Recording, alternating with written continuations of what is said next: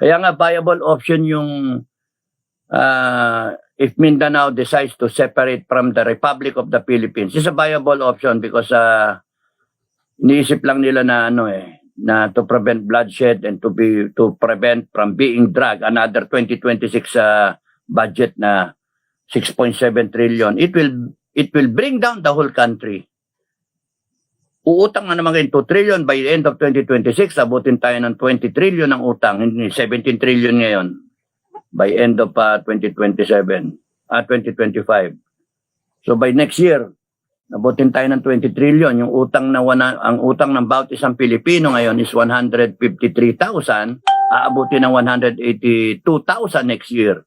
And kung nandiyan ka pa rin Marcos, nandiyan pa rin kayo mga lahat, mga inayo pa kayo, by 2027, uutang na naman kayo. Kasi wala kayong magkukuha na ng pera, pero banat kayo ng banat na budget na sa 2026 na 6.7 trillion. Ang papasok lang pera, 4.5 trillion. Kaya uutang kayo Mga utang na nyo.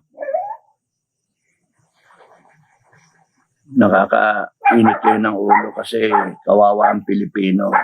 Bauna nga sa utang, nasasalanta pa. And you have no plan.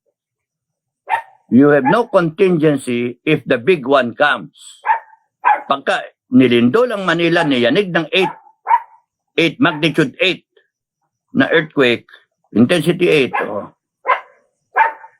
Pagka nagkaroon dyan ng isang malaking tsunami, paano?